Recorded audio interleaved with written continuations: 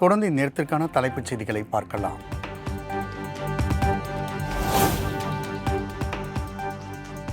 அமைச்சரவையில் மாற்றம் இருக்கும், ஆனால் ஏமாற்றம் இருக்காது. உதயநிதிக்கு துணை முதலமைச்சர் பதவி வழங்கப்படுமா என்ற கேள்விக்கு முதலமைச்சர் மு.க. ஸ்டாலின் பதில்.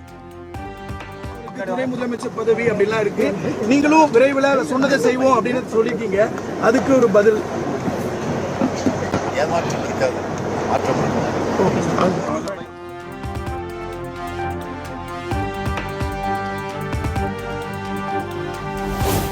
அமெரிக்க பயணம் குறித்து அமைச்சர் டிஆர்பி ராஜாவின் அறிக்கையே வெள்ளை அறிக்கைதான். எதிர்க்கட்சித் தலைவர் எடப்பாடி பழனிசாமிக்கு முதலமைச்சர் மு.க. ஸ்டாலின் பதிலடி.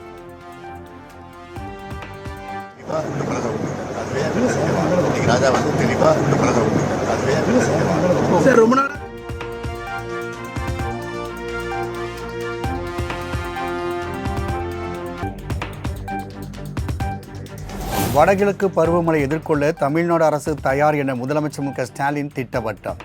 மாவட்ட ஆட்சியர்களுடன் 2 நாள்களில் ஆலோசனை நடத்த உள்ளதாகவும் பேட்டி.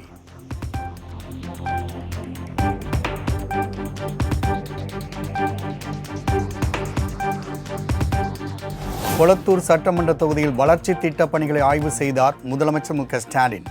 பணிகளை விரைந்து முடிக்க வேண்டும் என அதிகாரிகளுக்கு அறிவுறுத்தல்.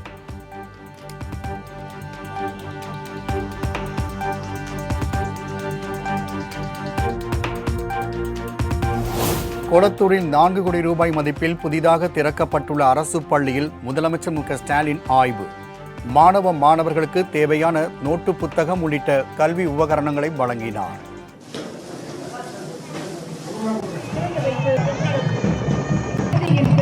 சென்னை தொடக்கப்பள்ளியின் கலைக்கண்ண முதல் தளம் 2ஆம் தளம் கட்டிடத்தில் மாண்புமிகு தமிழ்நாடு முதலமைச்சர் அவர்களுக்கு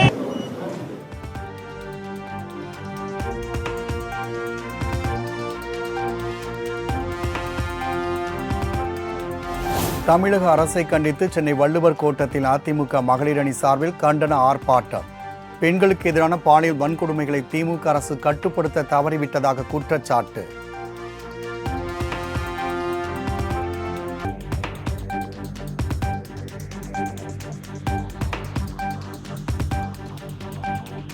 சென்னை பல்கலைக்கழக பட்டமளிப்பு விழாவிற்கு வருகை தந்த ஆளுநர் ஆர்.என். ரவிக்கு அமைச்சர் பொன்முடி சால்வை அணிவித்து வரவேற்பு. நாகையில் ஆளுநர் பங்கேற்ற விழாவை அமைச்சர் அனிதா ராதாகிருஷ்ணன் புறக்கணித்த நிலையில் சென்னை விழாவினில் பொன்முடி பங்கேற்பு.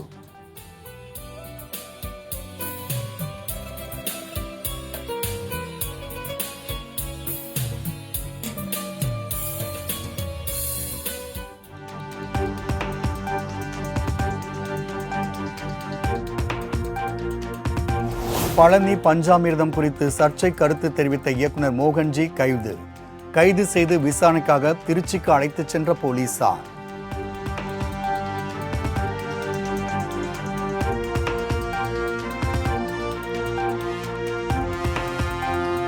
மும்பை பங்குச்சந்தை குறியீட்டு எண் சென்செக்ஸ் முதன்முறையாக 85,000 புள்ளிகளை கடந்து வரலாறு காணாத உச்சம். தேசிய பங்குச்சந்தை குறியீட்டு எண் நிப்டி 26 புள்ளிகளை நெருங்கி வருகிறது.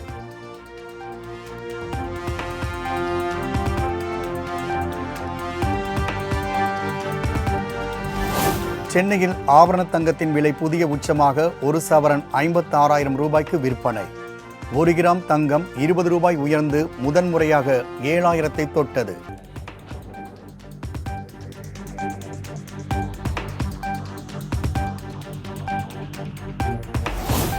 சென்னை, தாம்பரம், புதுக்கோட்டை, கன்னியாகுமரி உள்ளிட்ட 12 இடங்களில் என்ஐஏ அதிகாரிகள் திடீர் சோதனை.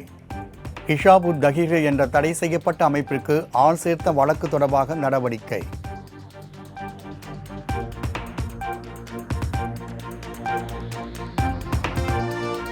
மதுரையில் அதிமுக முன்னாள் அமைச்சர் செல்லூர் ராஜு மற்றும் அவரது மனைவி பெயரை பயன்படுத்தி கோடிக்கணக்கில் மோசடி. அதிமுக கவுன்சிலர் உட்பட 5 பேர் மீது 3 பிரிவுகளின் கீழ் வழக்கு பதிந்து போலீசார் விசாரணை.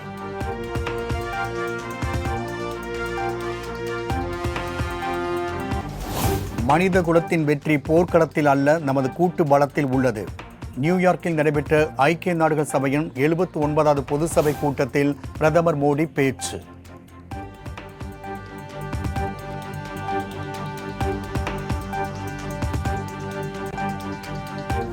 ஒருபுறம் உலக அமைதி மற்றும் பாதுகாப்பிற்கு பயங்கரவாதம் தொடர்ந்து தீவிர அச்சுறுத்தலாக உள்ளது. மறுபுறம் சைபர், கடல் மற்றும் விண்வெளி ஆகியவை மோதலின் புதிய வடிவமாக உருவாகி வருவதாகவும் பிரதமர் மோடி உரை.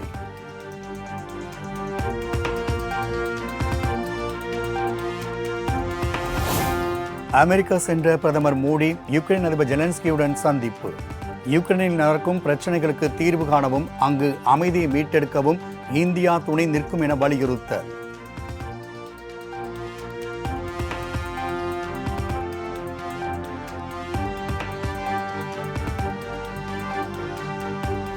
மூன்று நாள் அமெரிக்க பயணத்தை முடித்துக்கொண்டு டெல்லி புறப்பட்டார் பிரதமர் மோடி. உற்சாகமாக வழியனுப்பி வைத்த அந்நாட்டு அதிகாரிகள்.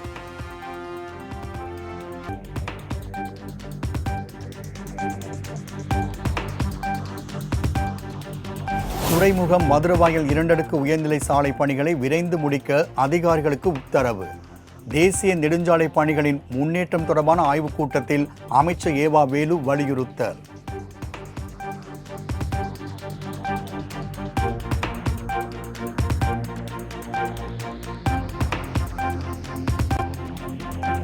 கூட்டாட்சி முறை என்பதும் ஐரோப்பிய கொள்கைதான்.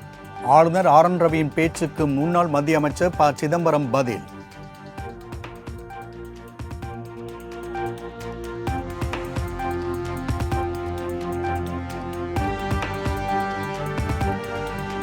கேரளாவில் புதிய வகை குரங்கம்மை தொற்று கண்டறியப்பட்டுள்ளதால் பெரும் பரபரப்பு. கிளேட் 1B என்ற தொற்று கண்டறியப்பட்டதால் தனி வார்டில் அனுமதித்து சிகிச்சை.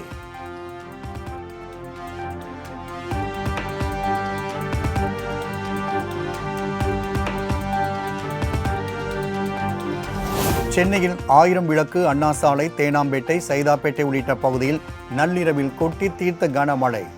கிண்டி, நந்தனம், விமான நிலையம், முகலிவாக்கம் உள்ளிட்ட பகுதிகளிலும் பலத்த காற்றுடன் வெளுத்து வாங்கிய மழை.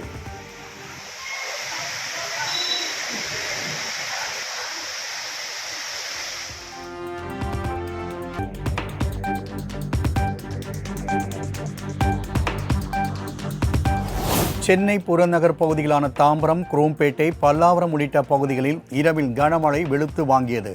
சுமார் 2 மணி நேரத்திற்கும் மேலாக கொட்டி தீர்த்த கனமழையினால் பொதுமக்கள் மகிழ்ச்சி.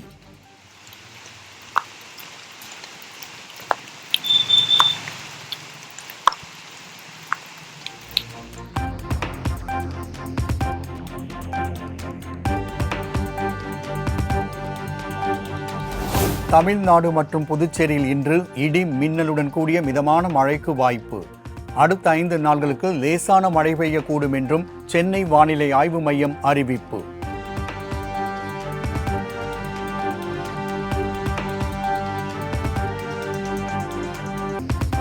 திண்டுக்கல் அருகே நர்சிங் கல்லூரி மாணவியை காரில் கடத்தி கூட்டுப்பாலியல் வன்கொடுமை செய்த கொடூரம்.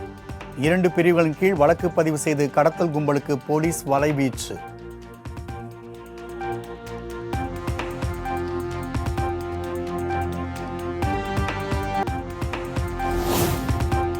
புதுக்கோட்டை மாவட்டம் மழவராயன்பட்டி, மாஞ்சான் விடுதி பகுதிகளில் சிறுத்தை நடமாட்டம் இல்லை என தீவிர சோதனைக்கு பிறகு வனத்துறை தகவல். பொதுமக்கள் அச்சப்பட தேவையில்லை.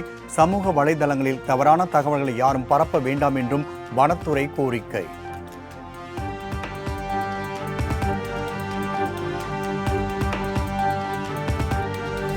சுருக்குமடி வலையை தடை செய்ய வலியுறுத்தி நாகை மீனவர்கள் 3ஆம் நாளாக காலவரையற்ற வேலை நிறுத்தம்.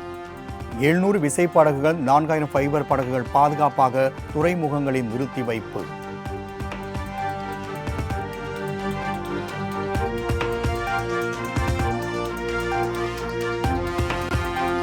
திருவள்ளூர் மாவட்டம் பூண்டி சத்தியமூர்த்தி நீர்த்தேக்கத்தை வந்தடைந்த கிருஷ்ணா நதி நீர்.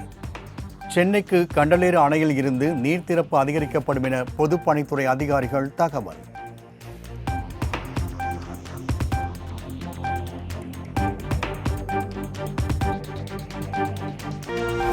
போலி ஆவணங்கள் மூலம் அரசு நிலங்களை அபகரிக்க முயலும் நபர்கள் மீது கிரிமினல் வழக்கு.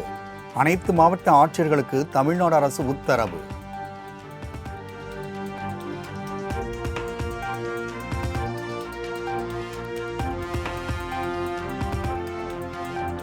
தமிழ்நாடு அரசின் சிறப்பு திட்டங்களை கண்காணிக்க மாவட்ட வாரியாக அதிகாரிகள் நியமனம்.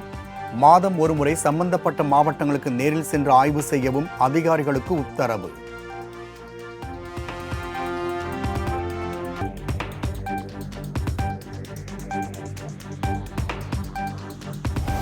போர்டு தொழிற்சாலை இயக்குவதற்கான இசைவு ஆணை புதுப்பிப்பு.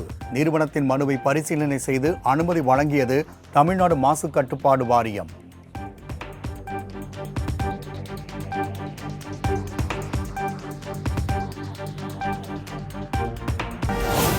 கலப்பட லட்டு விவகாரத்தில் கற்பூரம் ஏற்றி சத்தியம் செய்த திருப்பதி முன்னாள் அறங்காவலர் குழு தலைவர் தவறு செய்திருந்தால் தானும் தனது குடும்பமும் நாசமாக போகும் என கூறியதால் பரபரப்பு.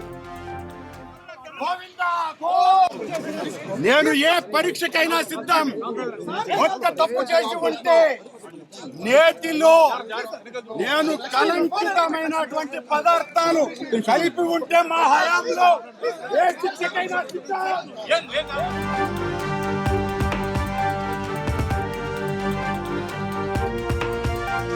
திருப்பதி ஏழுமலையான் கோவிலில் வாங்கிய பிரசாத லட்டில் குட்கா பாக்கெட்.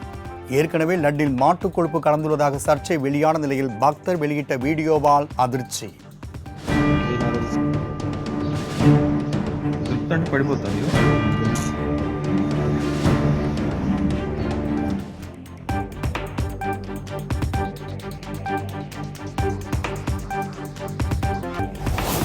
போப்பாண்டவருக்கு திடீர் உடல்நலக் குறைவு. இன்று திட்டமிடப்பட்ட பார்வையாளர்கள் சந்திப்பு ரத்து செய்யப்படுவதாக அறிவிப்பு.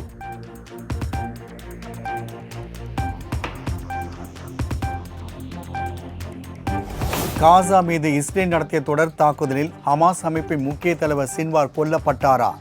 தகவலை உறுதிப்படுத்தும் வகையில் உறுதியான ஆதாரம் எதுவும் இல்லாத நிலையில் இஸ்ரேல் ஆய்வு.